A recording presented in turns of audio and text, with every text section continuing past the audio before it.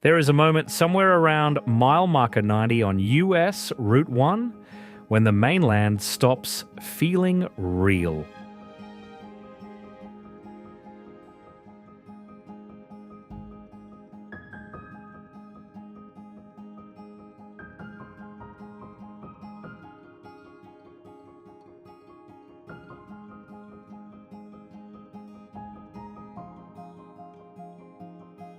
The road has been running over water for long enough that land feels like the exception rather than the rule.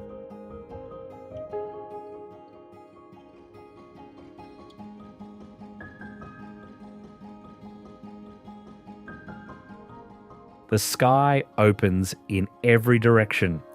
The ocean on one side shifts between shades of green that have no precise name.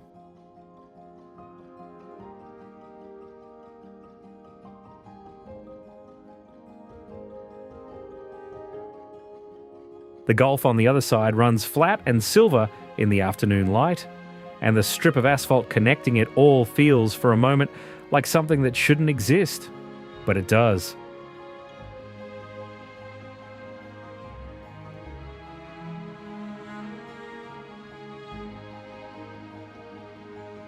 And understanding why it exists and what it costs to build it and what it connects is the beginning of understanding the Florida Keys.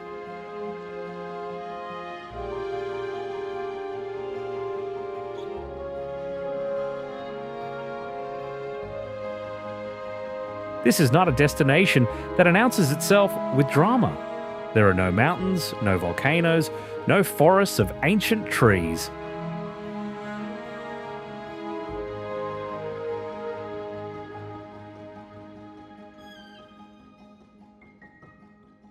Here, the highest natural point in the Florida Keys sits at about 18 feet above sea level.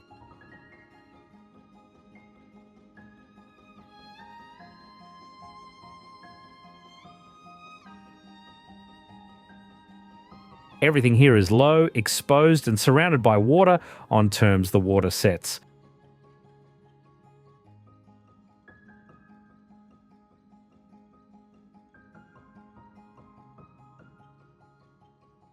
What makes the Keys extraordinary isn't altitude or scale in the traditional sense.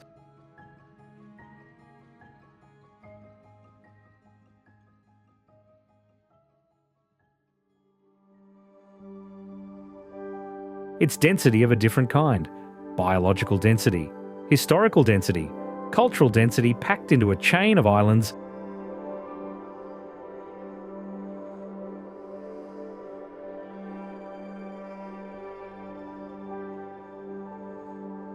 that stretches roughly 125 miles from the mainland tip of Florida to the final point of land before the open Gulf of Mexico swallows everything.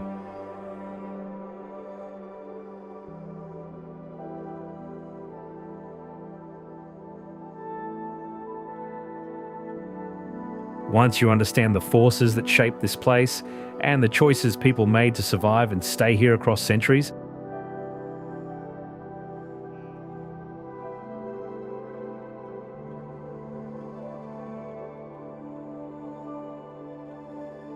the islands stop looking like a beach vacation and start revealing something far more layered.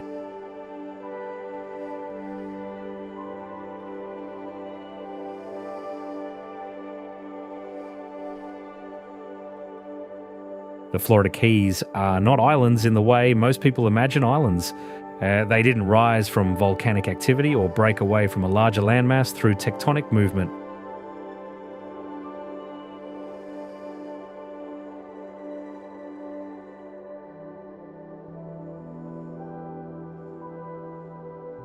They are the exposed remnants of ancient coral reefs, built by living organisms over millions of years and lifted barely above sea level by the slow processes of geological time.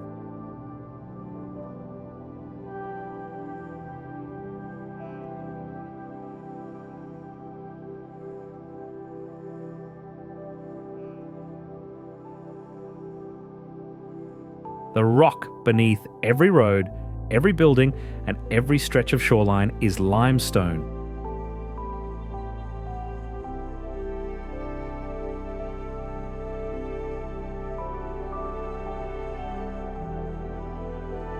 the compressed skeletal remains of coral, mollusks, and marine organisms that lived and died in shallow tropical seas long before humans arrived anywhere near this part of the world.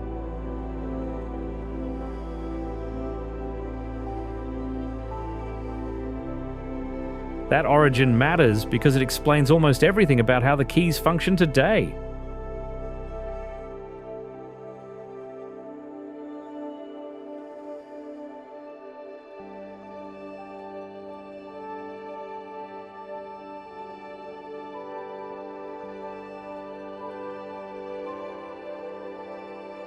The soil is thin and often poor for conventional agriculture.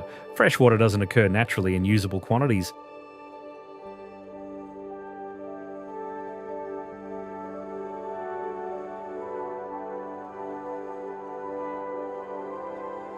The entire island chain sits at an elevation so low that a moderate storm surge can move water across land that normally appears dry.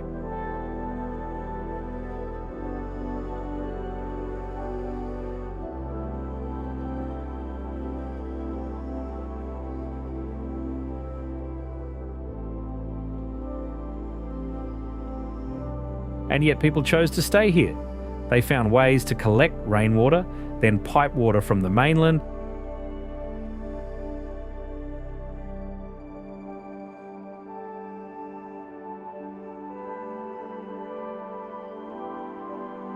then build infrastructure capable of surviving in an environment that regularly reminds them of how temporary all of it is.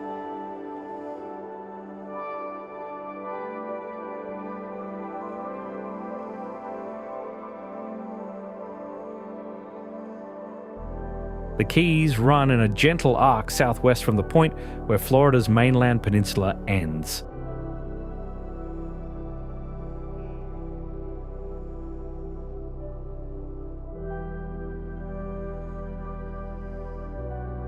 They are typically divided into three broad sections: the upper Keys closest to Miami, the middle Keys centered around the town of Marathon,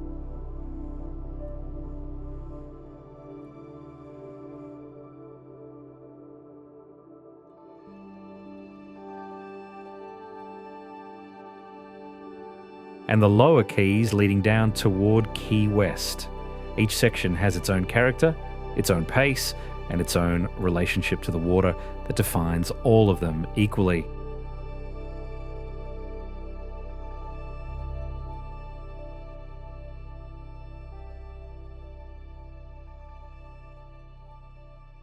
The total land area of the entire island chain is roughly 137 square miles, or about 355 square kilometres.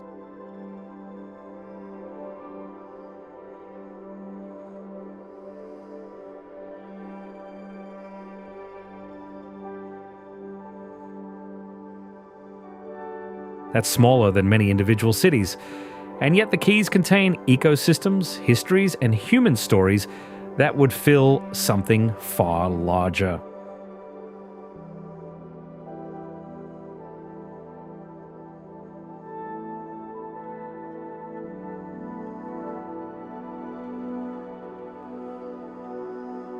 The drive south from Miami begins on solid ground, but changes its character within the first 30 miles.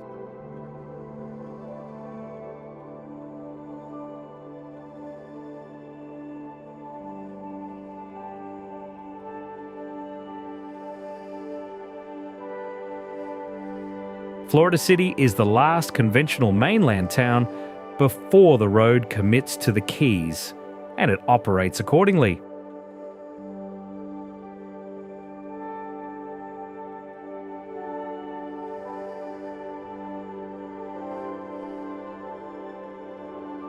Gas stations, grocery stores, and hardware suppliers do strong business here from residents and travellers.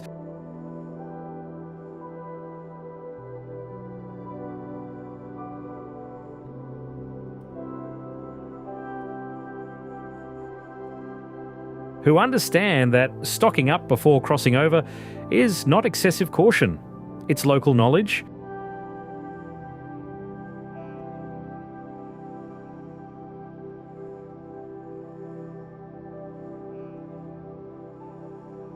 The first long bridge appears shortly after, and the transition is immediate.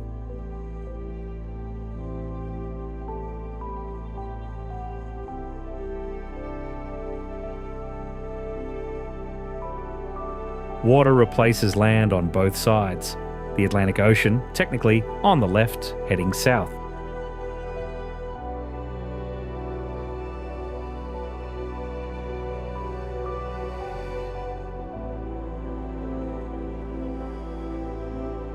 Florida Bay and the beginning of the Gulf of Mexico on the right. The difference in colour between the two sides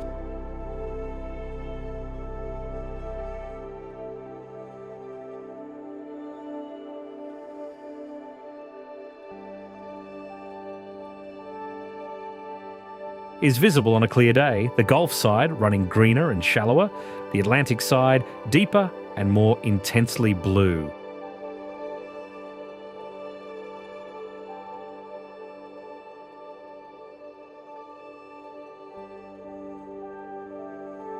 Key Largo announces itself as the first and largest of the Upper Keys.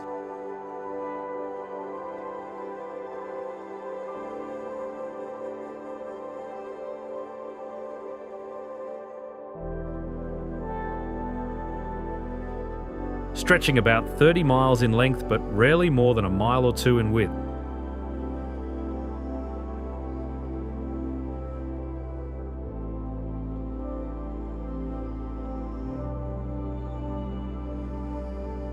It is a long, narrow place, and that narrowness concentrates everything.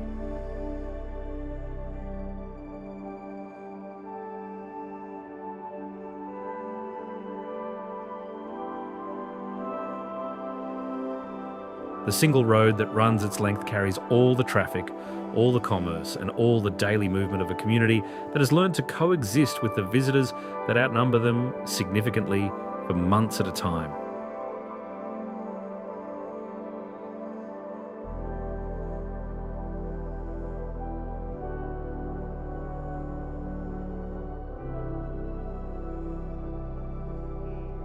Key Largo's reputation internationally rests largely on what lies beneath its surrounding waters.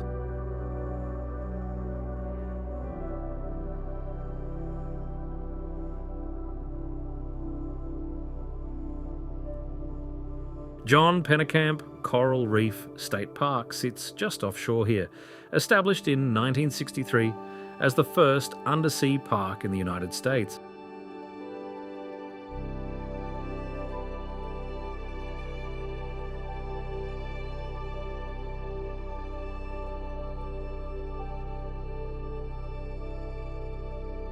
The park protects a portion of the only living coral barrier reef in the continental United States, a reef system that extends along the Atlantic edge of the Keys for roughly 170 miles and represents one of the most ecologically significant marine environments in the Western Hemisphere.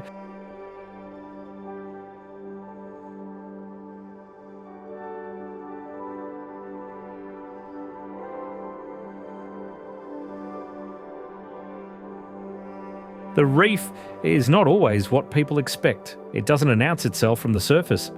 The water above it can look deceptively ordinary, but beneath, the structure of the reef creates a world operating by entirely different rules.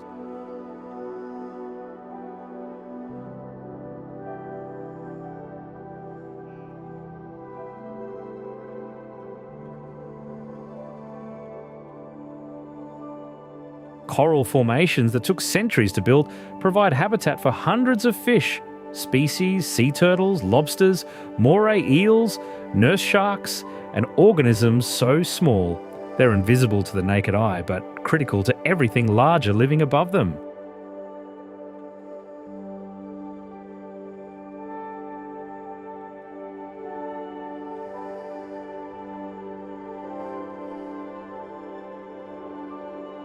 Well, the reef is also under pressure in ways that are visible to anyone who has seen it across different decades.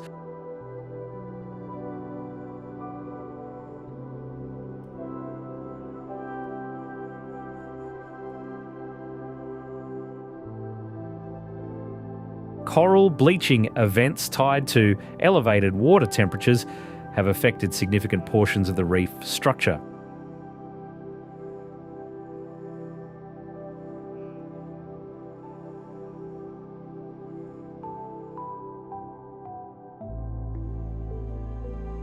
Agricultural and residential runoff from the mainland carries nutrients that promote algae growth, competing with coral for space and light.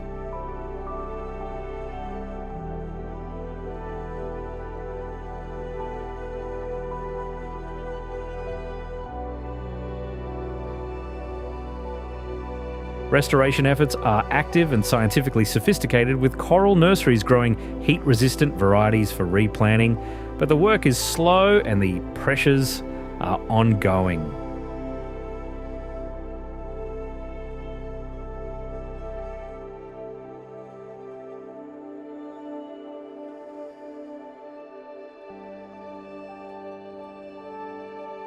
The reef's condition is one of the defining conversations in the Keys, running underneath the daily rhythms of tourism, fishing, and ordinary life like a current that never fully quiets.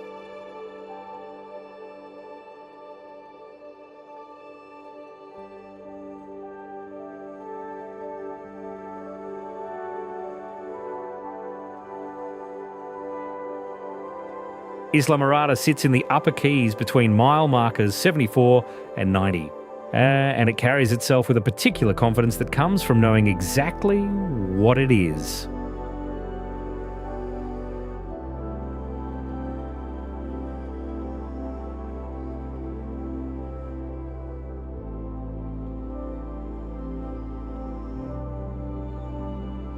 It calls itself the sport fishing capital of the world. And the boats in its marinas, the tackle shops on its main road, and the culture of its fishing guides suggest that claim isn't purely marketing.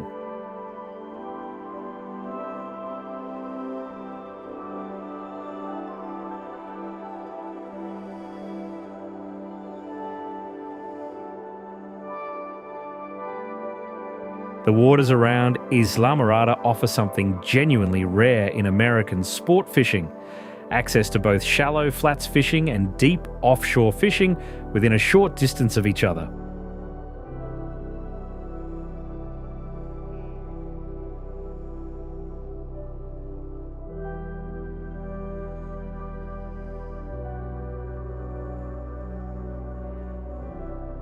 On the Gulf side, the flats extend for miles in water, sometimes only a foot or two deep.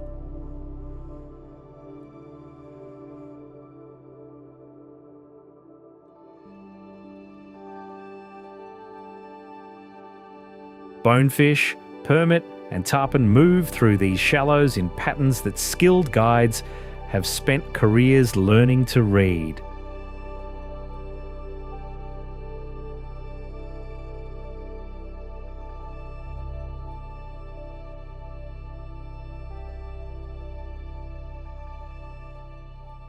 The tarpon in particular have become almost symbolic of Islamorada.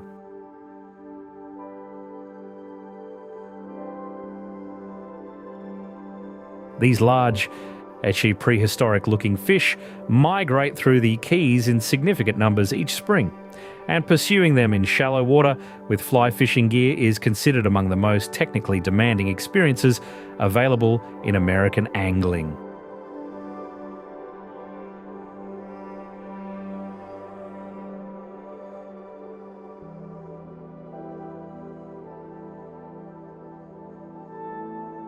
The fish don't make it easy. They see clearly in shallow water, spook at poor presentations, and fight with a power that their silver, streamlined bodies suggest, but still somehow exceeds expectation.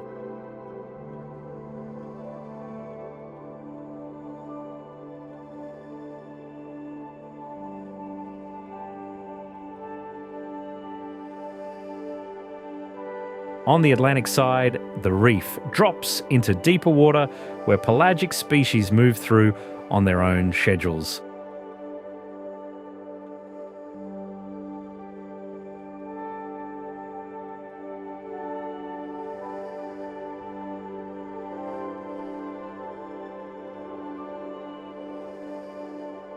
Sailfish, mahi-mahi, wahoo and tuna populate these waters depending on season and current conditions.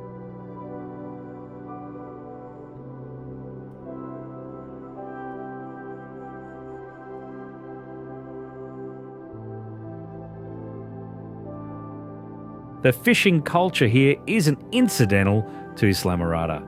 It's structural. It shapes the economy, the social hierarchies, the language of daily conversation, and the particular pride of a community that measures skill in ways that have nothing to do with conventional professional achievement.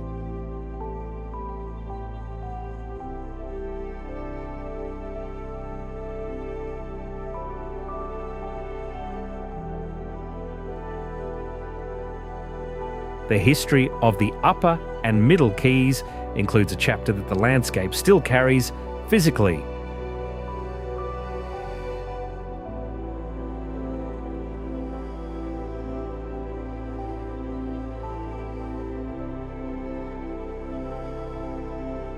Henry Flagler, the railroad and real estate developer who built much of modern Florida, extended his Florida East Coast Railway all the way to Key West in 1912. Completing a project that engineers of the era considered barely possible, and that critics had called Flagler's folly before the first train ran the full length.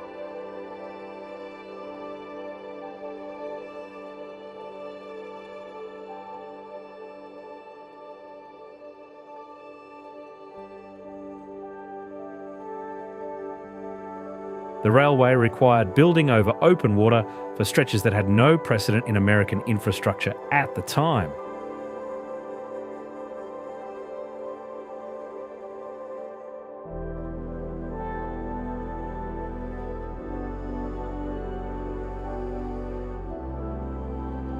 Workers laboured in conditions that were brutal by any standard, exposed to tropical heat, hurricanes, and the particular difficulty of construction in an environment where the ocean is never a passive participant.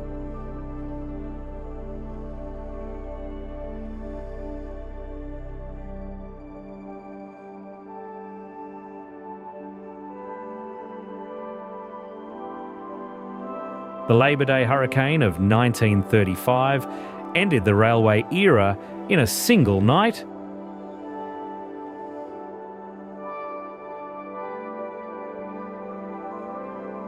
The storm made landfall in the Upper Keys with winds estimated above 185 miles per hour, generating a storm surge that swept across the islands with a force that destroyed the railroad infrastructure and killed hundreds of people, including many World War I veterans who had been living and working in the Keys as part of a federal relief program.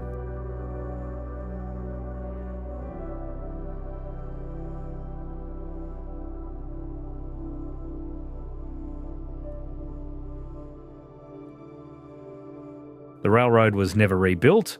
Instead, the existing causeways and bridge foundations were incorporated into what became the Overseas Highway, the road that runs the length of the Keys today.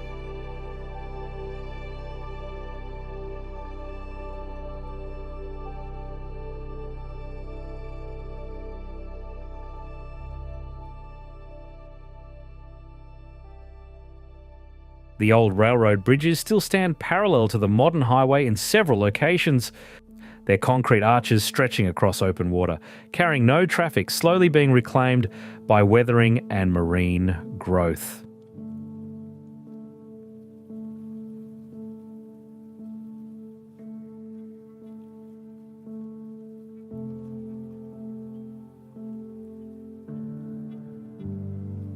They are among the most evocative structures in Florida, monuments to ambition, loss, and the permanent negotiation between human construction and the forces that surround it here on all sides.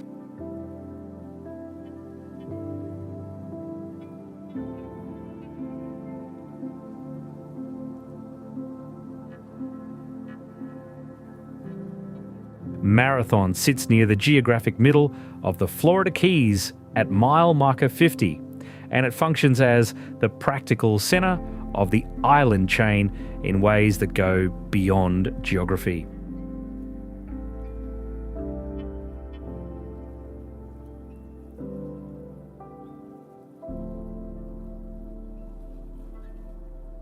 It has the only full-service hospital in the Keys outside of Key West. It has a regional airport. It has the kind of grocery stores and hardware suppliers and service businesses that make long-term habitation possible rather than merely romantic.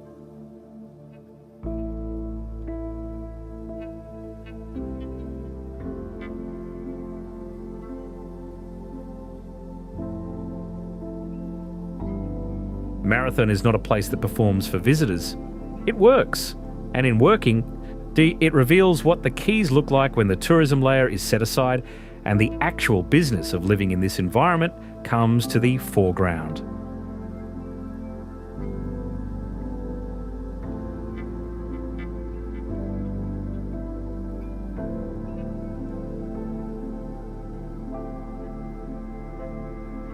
The 7-mile bridge connects Marathon to the Lower Keys and is one of the most photographed structures in Florida.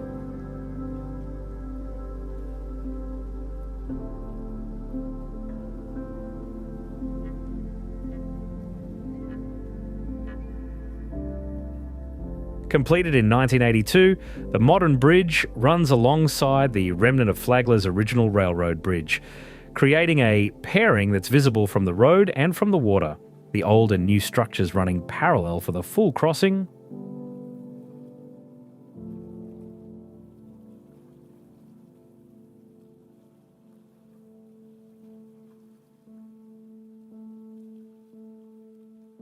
The bridge itself is an engineering achievement that most people cross without fully registering. 7 miles over open water, exposed to winds that can make the crossing feel unstable in larger vehicles during strong weather events.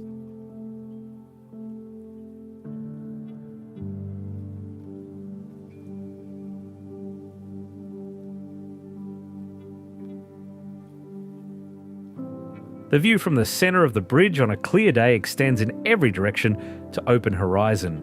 It gives a reminder that the Keys are not connected to the mainland by any force of geography.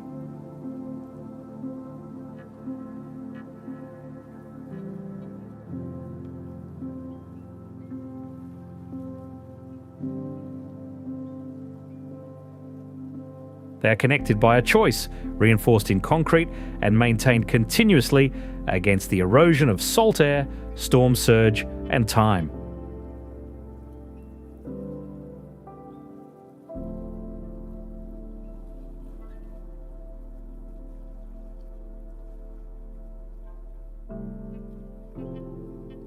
The Lower Keys begin on the far side of the 7-mile bridge and immediately feel different from what came before.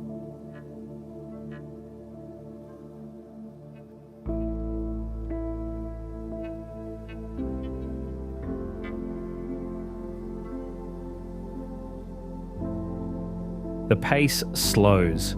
Development thins. The highway carries less traffic, and the communities along it operate with a quieter rhythm that suggests people chose to be here specifically because it requires more effort to reach.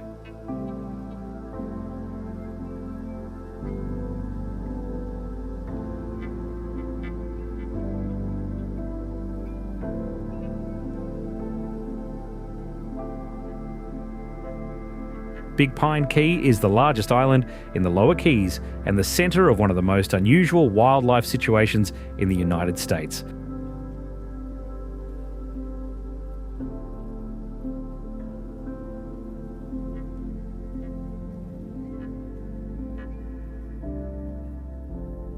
The Florida key deer, a subspecies of white-tailed deer found nowhere else on Earth, lives here in a population of roughly 700 to 800 animals.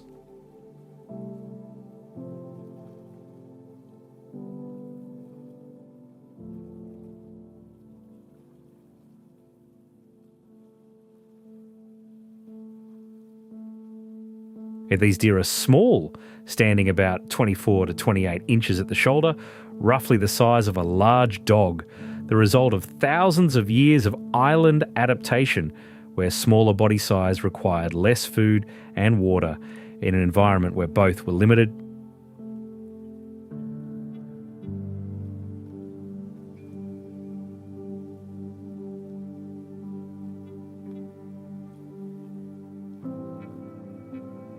They move through neighbourhoods with a casualness that reflects a long familiarity with human presence, crossing roads, grazing in yards, and appearing in places that initially seem wrong for a deer before you recalibrate what deer can be in an island environment.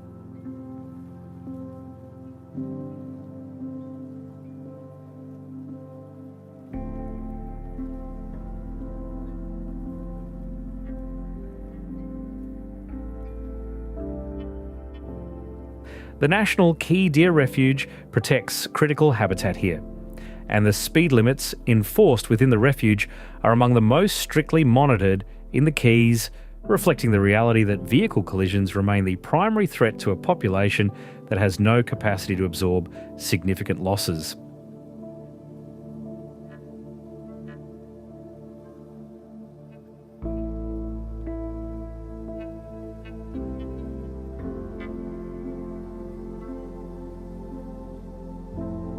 And the refuge also protects bluehole, freshwater ponds, pine rockland forest and mangrove systems that represent some of the last functioning examples of these habitats remaining in South Florida.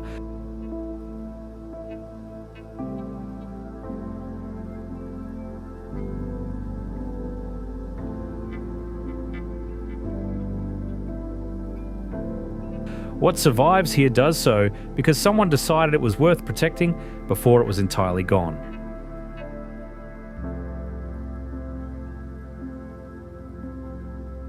That decision is repeated throughout the Keys in different forms and at different scales, and the cumulative effect of those decisions is visible in the wildlife that remains.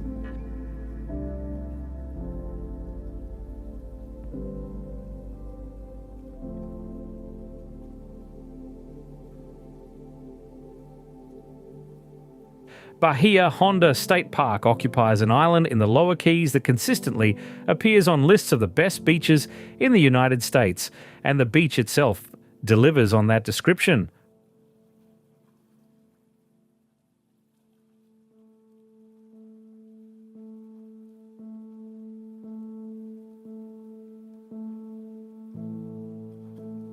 Soft sand that doesn't burn through shoes the way mainland Florida sand often does in summer. And water that runs through shades of turquoise and aquamarine with a clarity that makes the shallow bottom visible from surprising distances.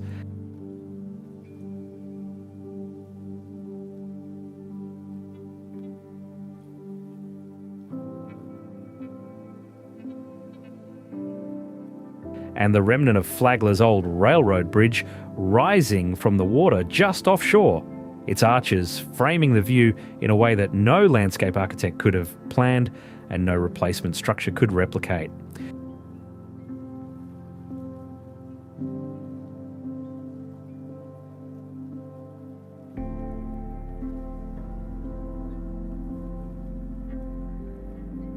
The park sees significant visitor numbers but manages them with a restraint that keeps the experience from feeling crowded in the way that comparable beaches closer to Miami routinely do. Camping is available, and staying overnight transforms the experience entirely.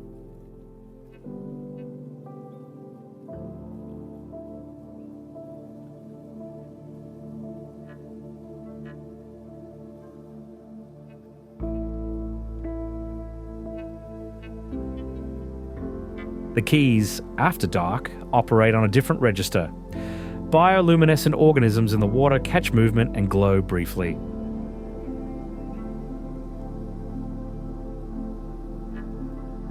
Absence of significant light pollution in the park makes the sky perform in ways that surprise people who have spent most of their lives in or near cities.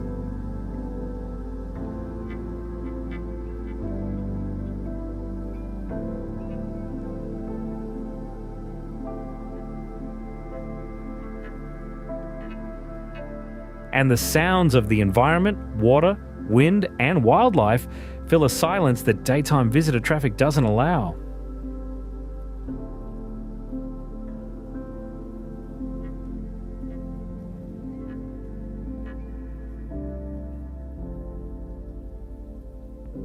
The backcountry waters on the Gulf side of the Lower Keys represent one of the least visited and most ecologically significant environments in the entire island chain.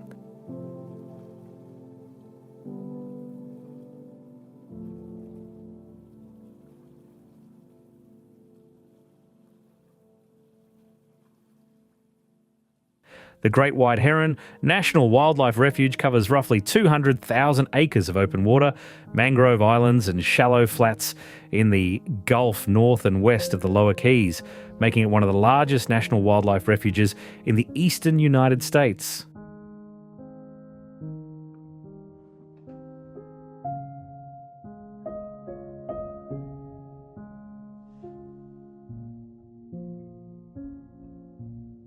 It is accessible only by boat, and most of it sees almost no human traffic in any given week.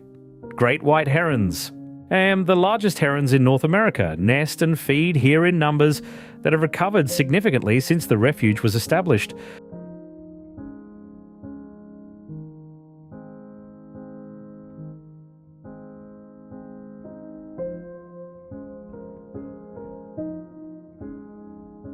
Roseate spoonbills move through these shallows on their own schedule.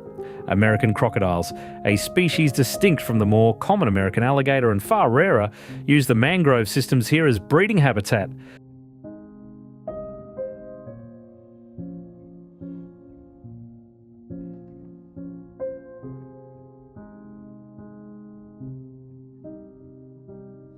The backcountry doesn't look dramatic from a distance. Flat water, low mangrove islands, open sky.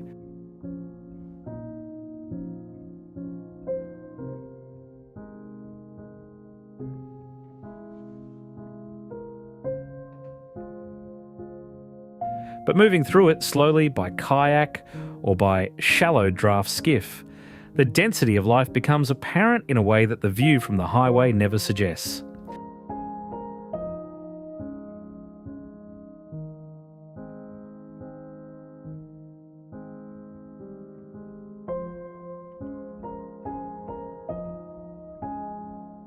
This is the Keys operating without human structure, following rhythms that predate the road, the bridges, and everything built along them.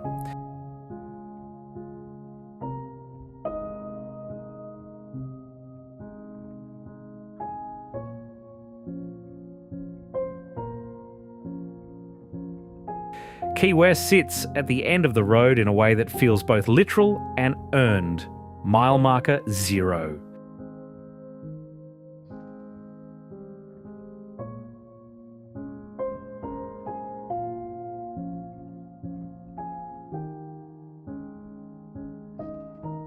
At the southernmost city in the continental United States, sitting at 24 degrees north latitude, closer to Havana than to Miami, separated from Cuba by only 90 miles of open water.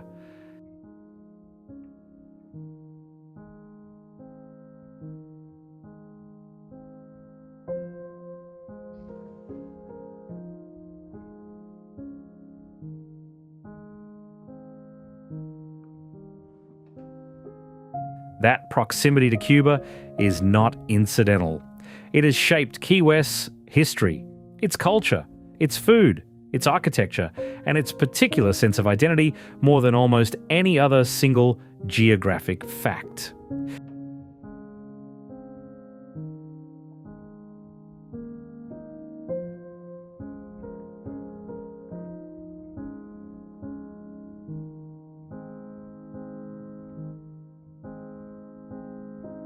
Key West was, for a significant portion of the 19th century, the wealthiest city per capita in the United States. That wealth came from several sources, and none of them were simple. Wrecking was the first economy.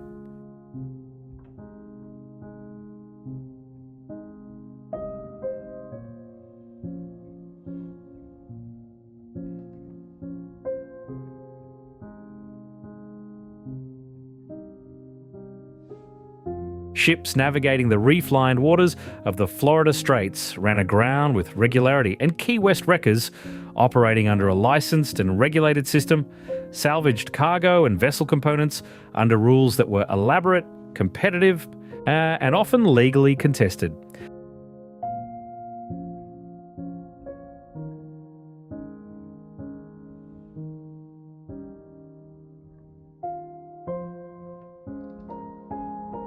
The city that grew from this economy was prosperous and cosmopolitan in ways that its remote location might not suggest.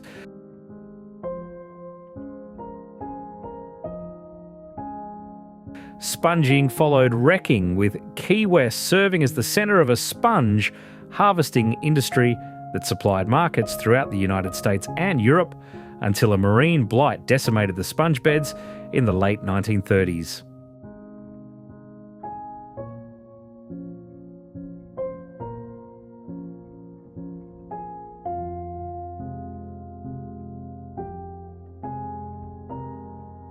Cigar manufacturing arrived with Cuban immigrants fleeing political instability, and at its peak, Key West was producing millions of cigars per year, supporting a workforce and a culture that transformed the social fabric of the city in ways that are still visible in its architecture, its neighbourhoods, and its annual calendar of cultural events.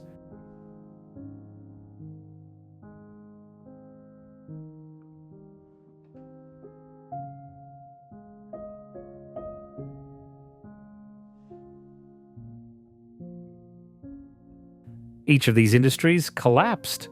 Each time, Key West found something else. The pattern of reinvention runs through its history like the road itself, connecting points that don't obviously belong together into something that functions anyway.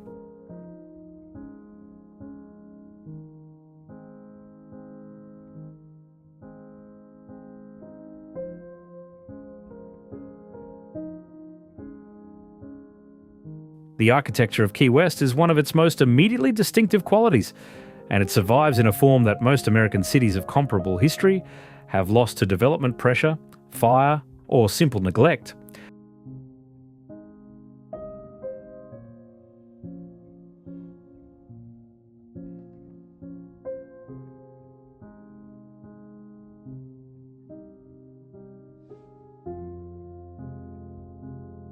The historic district contains over 3,000 structures, many of them wooden frame houses built in the 19th century by craftsmen who learned their trade in the Bahamas and New England and adapted their techniques to the demands of a tropical environment.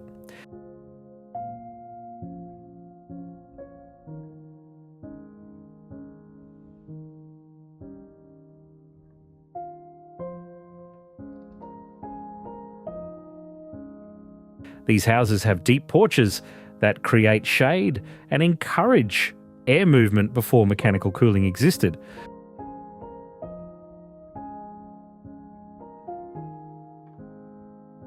They have metal roofs that shed rain efficiently and louvers and transoms above doorways that allow cross-ventilation even when rooms are closed.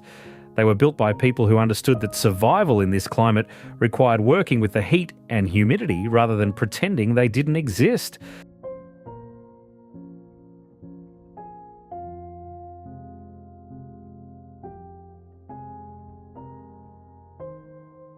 The human scale of the neighbourhood streets, narrow, lined with mature trees, bordered by houses set close to the road, creates an intimacy that larger American cities rarely retain.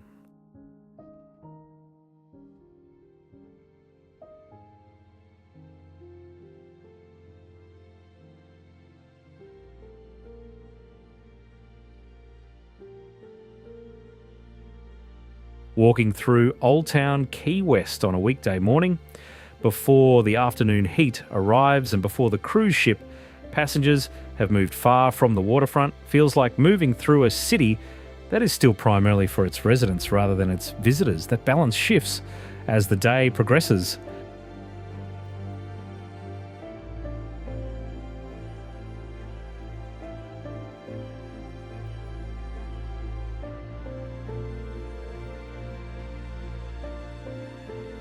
And Key West receives millions of visitors annually and has developed an entertainment infrastructure centred on Duval Street that caters to that volume with the full commitment of a place that has made a clear economic decision.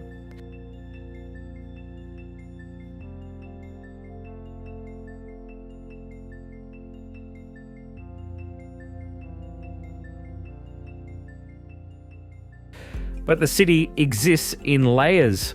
The Duval Street layer is real and energetic and entirely itself. The residential neighbourhoods a few blocks away are equally real and considerably quieter. Both are Key West. Neither is the complete picture without the other.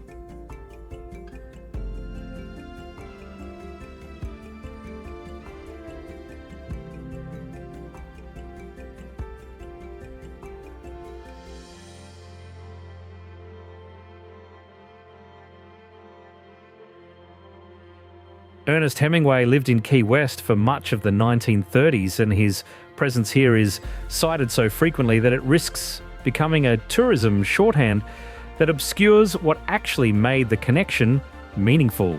Hemingway came to Key West initially for the fishing.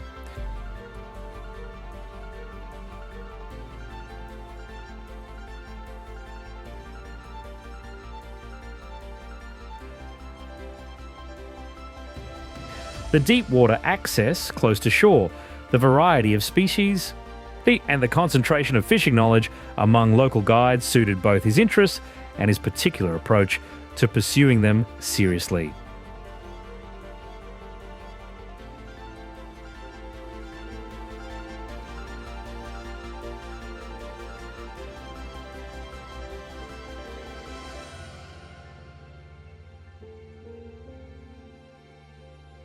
He stayed because Key West in the 1930s offered a combination of isolation and community that was difficult to find elsewhere, remote enough to work without constant interruption.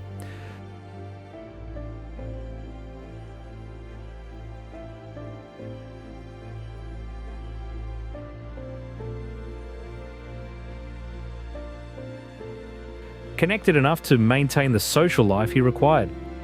The house where he lived on Whitehead Street still stands, now a museum, its Spanish colonial architecture and surrounding garden shaded by mature trees that were already large when he lived there.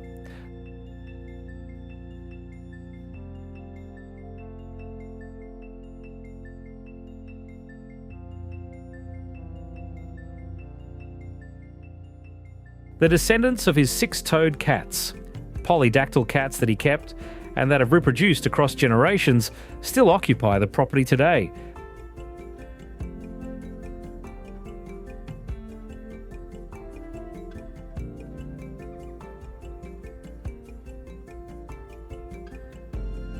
Their presence has become part of the story, which is either charming or excessive, depending on your tolerance for the mythology that accumulates around certain places and the famous people associated with them.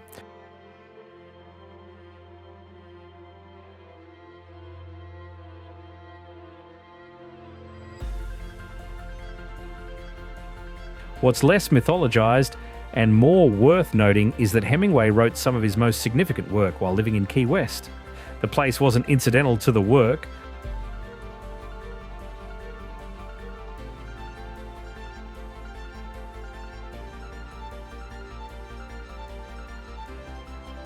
The fishing, the light, the pace, and the particular characters that the Keys concentrated in those years all found their way into what he wrote.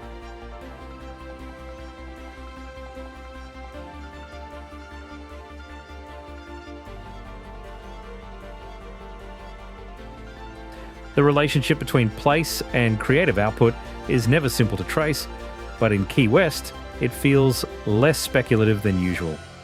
The water surrounding Key West performs differently depending on direction and time of day.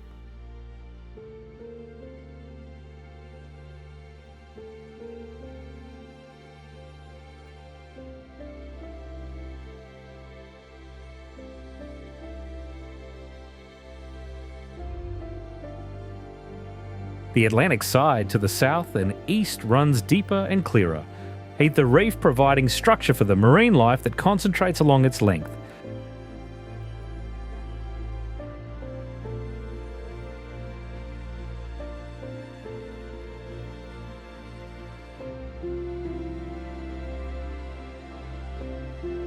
Snorkeling and diving on the reef here access the same system that begins at Pennekamp in the Upper Keys, with the clarity and biological diversity that come with distance from mainland runoff.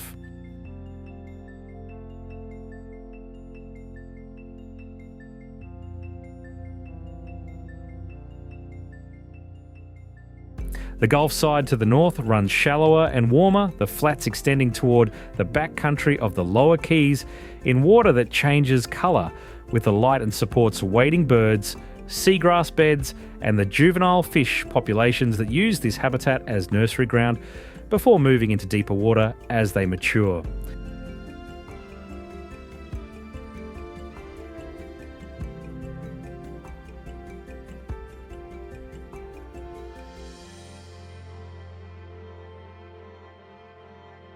Sunset from the Gulf side of Key West has become institutionalised.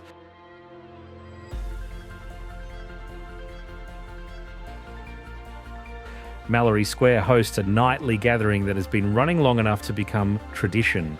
Here, performers and vendors and viewers assembling each evening to mark the moment the sun crosses the horizon with an enthusiasm that is partly genuine and partly performative and entirely characteristic of a city that decided long ago that ritual mattered.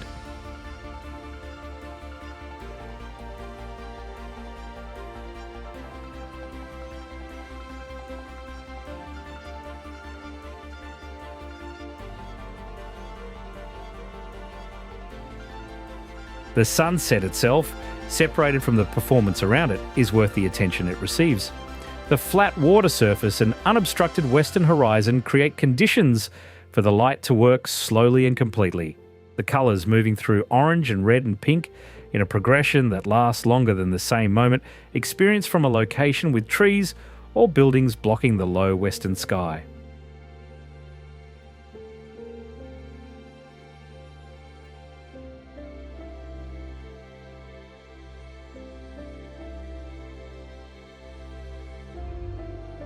Key West earned its sunsets through geography. The latitude, the water, and the flatness of the land conspire to produce an end-of-day light show that the city didn't plan but has been wise enough to celebrate.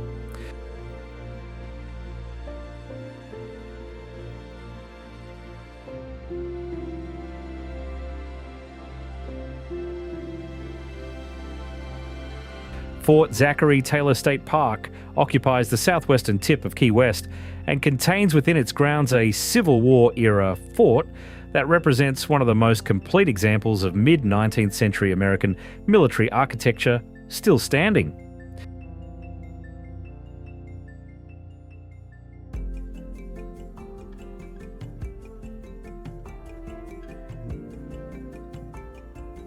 The fort was constructed between 1845 and 1866, a timeline that reflects the difficulty of building large masonry structures in a remote island location with limited local materials and labour.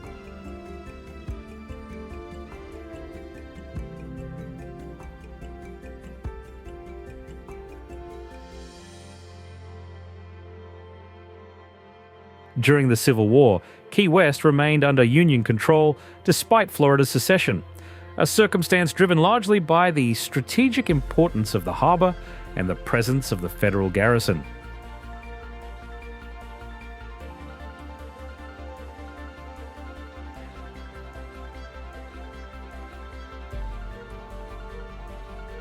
The fort's cannon collection, much of it discovered buried within the fort's walls during 20th century excavations, is among the largest in the country from that period.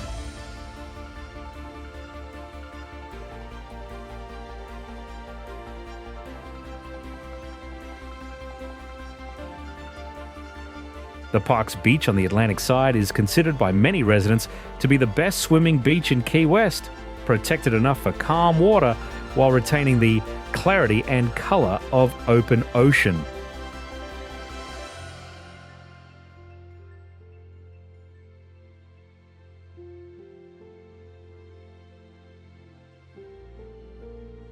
The fort itself operates as a reminder that Key West's strategic importance to the United States was recognised early and maintained through physical investment long before the city became known for anything related to leisure or culture.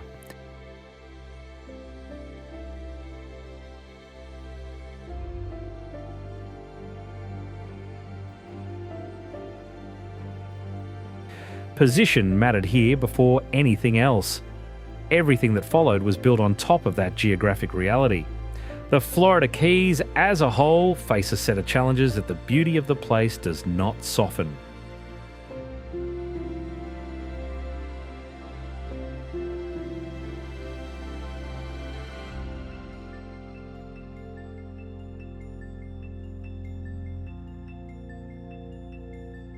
The sea level rise projections for South Florida are among the most serious in the United States, and the Keys, with their maximum elevation of 18 feet and their average elevation considerably lower, sit directly in the path of those projections.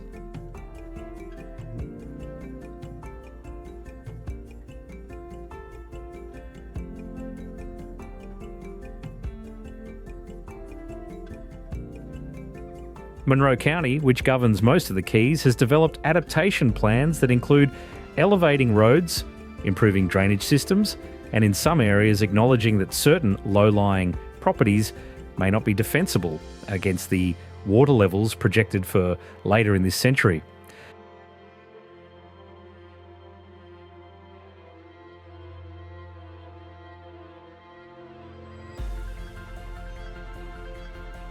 That acknowledgement is not defeatist. It is honest in a way that planning documents in many other coastal locations have struggled to be. The coral reef faces warming water temperatures that have caused repeated bleaching events, and the projections suggest will intensify.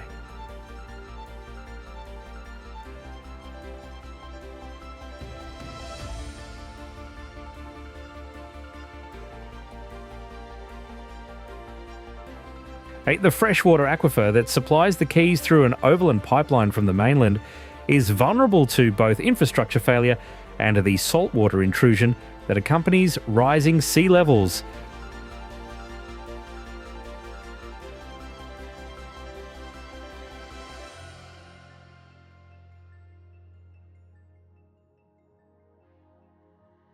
The species that make the Keys biologically remarkable: the key deer, the crocodiles, the sea turtles, the reef fish, and the migratory birds that use the island chain as a rest stop on continental flyways, all face pressures that require active management rather than passive protection. None of this is cause for the particular flavour of despair that makes people look away.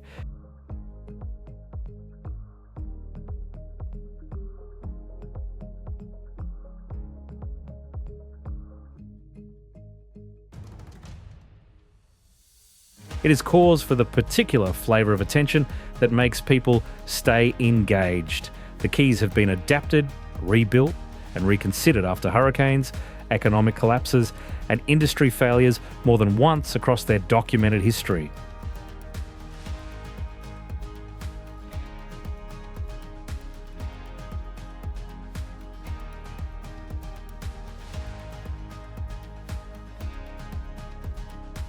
Yeah, the communities here know something about resilience that doesn't come from optimism alone.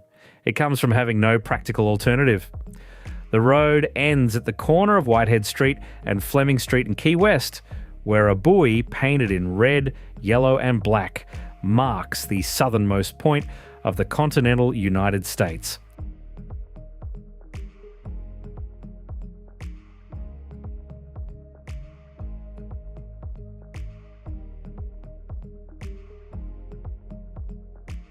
It is, technically, not the actual southernmost point, which sits inside a nearby naval installation and is inaccessible to the public. But the buoy has become the marker, photographed millions of times, standing in for a geographic fact that people feel compelled to document their proximity to.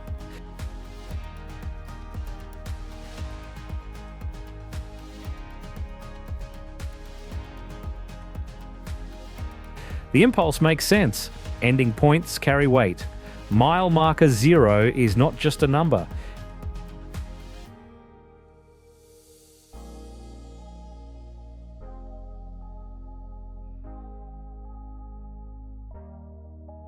It represents the conclusion of a road that began at the edge of the mainland and ran over water, through islands, across history.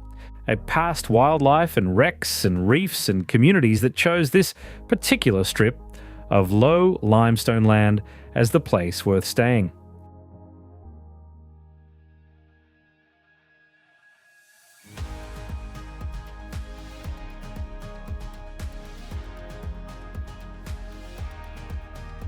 The Florida Keys don't ask for the kind of reverence that vast mountain ranges or ancient forests command. They ask for something more patient, an attention to the water and what lives in it.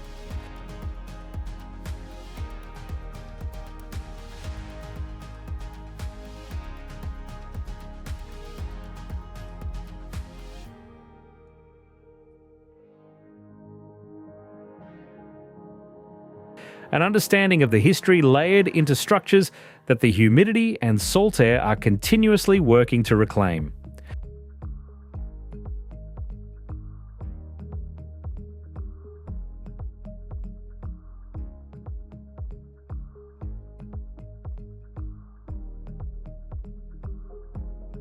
A recognition that the apparent casualness of life here, the unhurried pace, the tolerance for eccentricity, the comfort with impermanence is not laziness.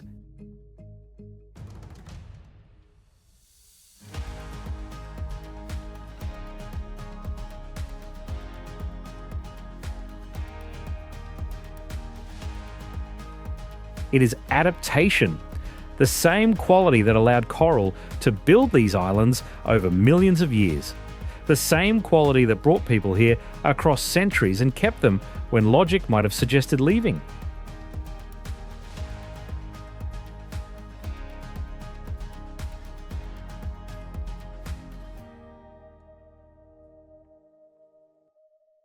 Yet the Keys don't end dramatically.